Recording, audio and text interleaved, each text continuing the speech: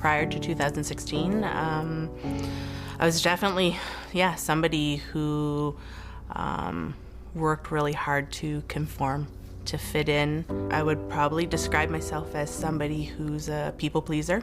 I would do everything possible and sort of maintain a, happy and, happy-go-lucky demeanor in that. I was in a successful career. I'm an engineer by trade and education. My father owns his own company, and so I was working with him for 17 years. I was always chasing after goals, after, that next level of accomplishment in that. But every time I would go and that goal was achieved, there was still this part that wasn't fulfilled.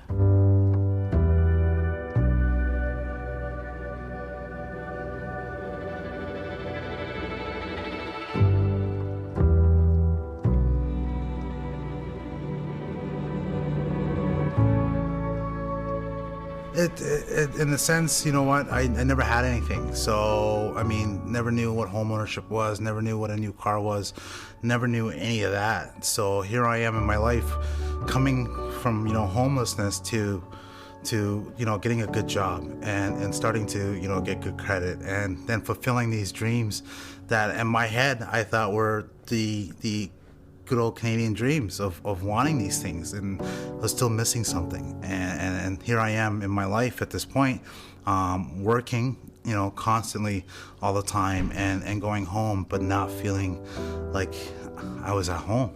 And next, I was just left with me, myself, and I, and that's a terrible place to be left in. And I'm falling back into, after 5.5 years sober, I'm picking up and drinking and using again. I grew up in a Christian family, and the love of God and the love of music was always a part of my life as long as I can remember. As I finished college and got married and settled into another church, again finding myself playing the piano. And so that whole what I grew up with, the love of God and the love of music, just carried with me straight through. There were changes in my life, and in 2015, I found myself for the first time ever in my life living alone. Life got in the way, and as life difficulties, as we all experience them, the intensity of my faith and the intensity of the love for playing music just sort of fell by the wayside. I was just going to work, coming home, and doing nothing. And that I knew was not life-giving, that was not life-affirming, and that is not where I wanted my life to go.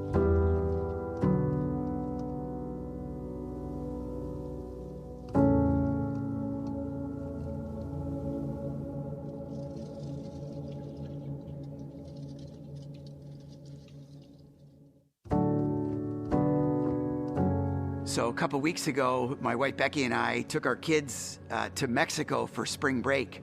And the morning after we'd returned, Becky and I were getting ready in the bathroom together, and I kind of joked with her. I said, "Are you ready for our new life to begin?" I don't know if she knew that I was joking, but her response immediately got us chuckling when she immediately reacted and said, "I thought we just took a vacation from our regular life." And we kind of laughed together about how no matter how much you invest in it, and no matter how much you hope it'll happen, a vacation at the end of the day doesn't change your life. It just gives you a break from it. Got me thinking about all the other ways that we try to invest in changing our lives that really, at the end of the day, don't deliver. We could go shopping and buy a new wardrobe or a new outfit or a new pair of shoes, and it might change that afternoon, but it doesn't, at the end of the day, change us. We could get a new job. We could go back to school, and we could do different things, but it would change the way that we spend our time. It wouldn't change who we are. You think about making a big move or a big change in a relationship. Those circumstances can change, but like Winnie the Pooh said, where you go, there you are. Circumstances, for sure, they matter, and they make life different, but at the end of the day, they don't change us. They don't change who we are on the inside. They don't change how we think or feel. They don't change our urges or our impulses, our default settings. They don't change our habits. They don't change our makeup. They just, like a vacation, they just give us a break from it. The question is, how do you experience a legitimately fresh start? How do you really experience change in your life? Well, gang, this is why in a community like ours, we celebrate Easter Sunday. And frankly, why we celebrate it as distinct from what we celebrated on Good Friday. For sure, Good Friday is a big deal around here, as weird as it might feel to celebrate the death of somebody. But we celebrate together the death of Jesus because of the immensity of God's love that it represents and the immeasurable lengths that he went to not only forgive our sin, but make a restored relationship with God possible. We celebrate Good Friday because it's a big deal, but we celebrate Easter Sunday because it's an even bigger deal. Because in Easter Sunday, we celebrate not just Jesus' death, we celebrate the fact that he didn't stay dead.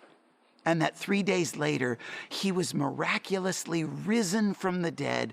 And through his resurrection, his spirit is alive and available today. That's what we celebrate on Easter Sunday, the reality of the resurrection and the availability of Jesus' living spirit, the very spirit that empowered Jesus to be Jesus when he walked the earth.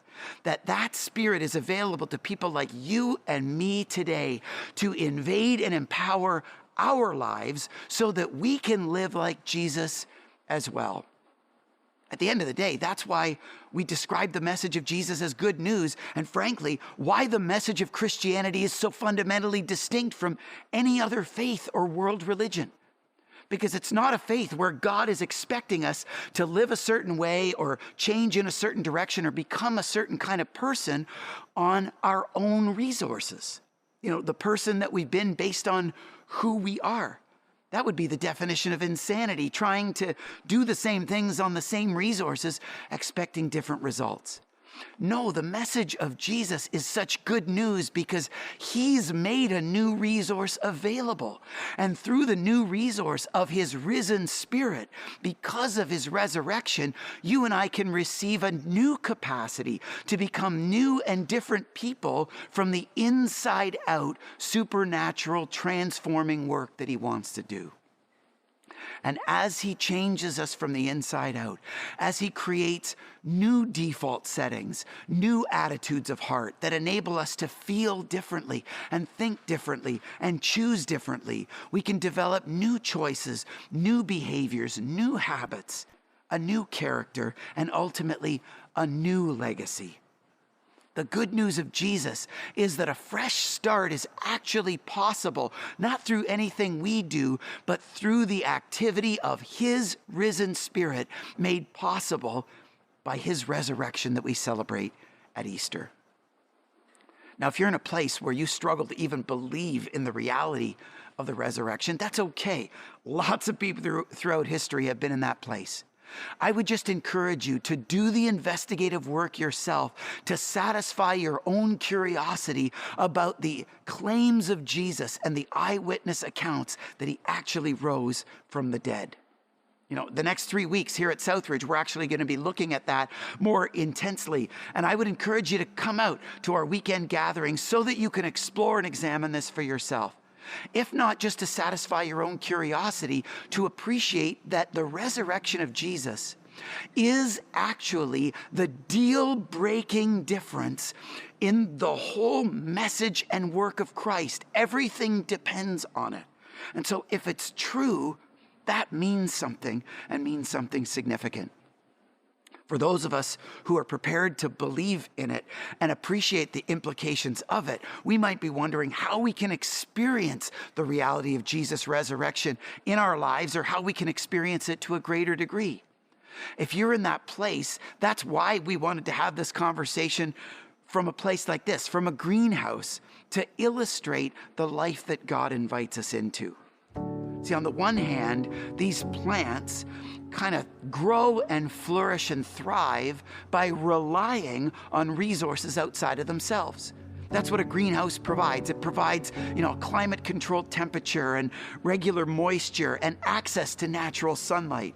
It provides these plants resources outside of themselves so they can grow and flourish.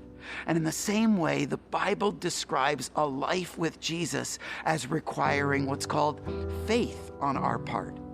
Faith is not just believing in the reality of Jesus, believing that he was a real person, or even believing in the reality of his resurrection. Faith, by definition, is actively relying on resources outside of ourselves to make a difference that we on our own fundamentally couldn't. And like this greenhouse, God invites us into a life of actively relying on the resources he provides through the risen Spirit of Jesus.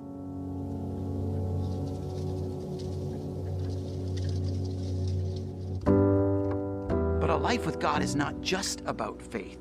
It's also about what's called followership. And if you think about these plants didn't just start growing and flourishing and thriving here in this greenhouse. In order for them to do that, these plants first had to be planted. These plants had to be buried in order to blossom. And in the same way that Jesus had to die in order for him to be resurrected from the dead, he invites us into a life that the Bible describes as dying to ourselves so that he can live in us. Dying to our own way of life so that we can make the space available for his risen Spirit to work. So as you consider how you might want to rely on the resources of Jesus to make your life different, ask the more fundamental first things first question and consider what we might first need to die to.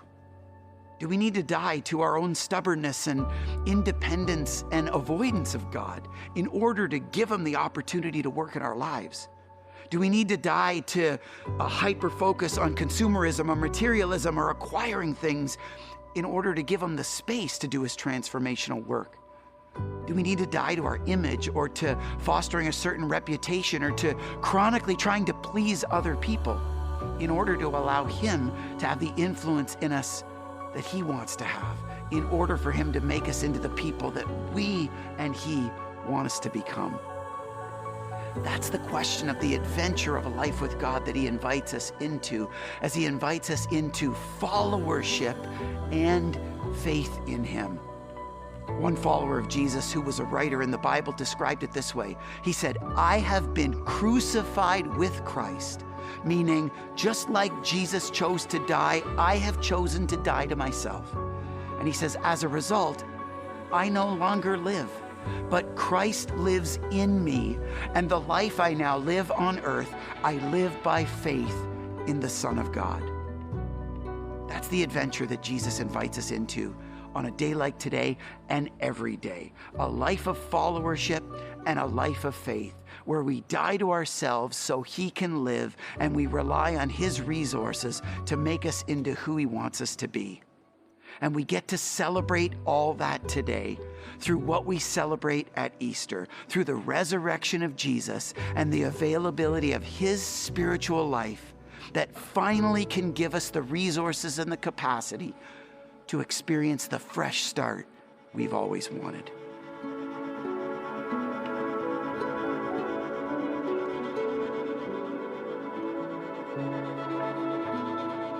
I was haunted by the question of, who am I? So at the end of my life and that, right?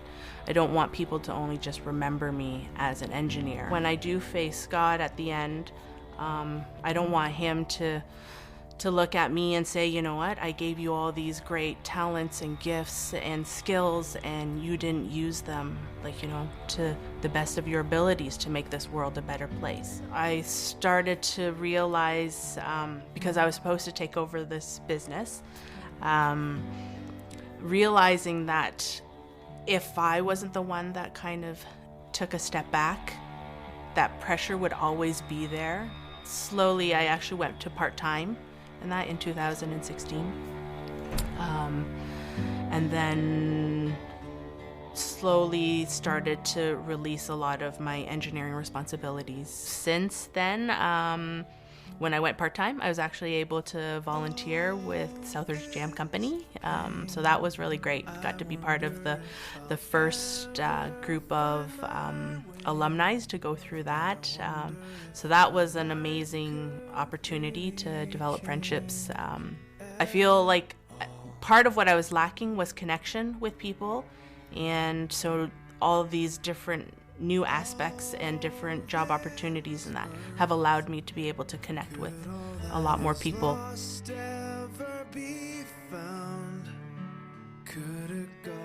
I found myself at a crossroads, and I found myself that before I even really came up with the words live intentionally, it's what I started to do. I started to realize I could just come home and plop myself on the couch and do nothing, or I could be intentional and I could make plans with friends, with family. We all have those times of saying to our friends, oh, we should get together for coffee sometime. But for me, it was like, when can we do that? Let's pull out our phones, let's look at our calendars, and let's figure out a time. That changed the trajectory of my life. There's three principles that we kind of follow in recovery is trust God, clean house, and help others. And slowly but surely I stopped trusting God, I stopped cleaning house, and I stopped helping others. All this pain, I think one of the hardest things for me to do was the acceptance that I'll always be who I am. I'm always going to be wired as an alcoholic and addict. And I get that now. I got back into the Fellowship of Alcoholics Anonymous. I got back into what I do best, and that is cook. There's been a lot of people in my path who have helped me unconditionally, with unconditional love. And for me to sit back and not to reciprocate that would be a total loss at the hard work that they've put in. What I had died to was relating my self-worth to my accomplishments or things that I had achieved in the past. Things just keep happening in that as I step more into who I am. People accepting me for who I am, and that for no reason, and that like they don't know necessarily what I've done in the past, and that's been very freeing and very amazing to see. What I needed to die to is the lack of confidence that I placed in myself, and realizing that God was with me and that there was every reason to believe that I could live intentionally. And I found myself more and more choosing to live intentionally. So I feel like I had to die of doing it on my own and reaching out to community and to people that love me. It's plain and simple. I get a sense of community and family when I walk in here. So, sometimes we take that for granted. But just to be able to hit the reset button and refocus myself has allowed me to realize, man, what a lucky person I am. I'm looking what the future has to hold, but if what my community has allowed me to do and flourish, and it's amazing that I'm a part of this. It's totally amazing that I'm a part of this.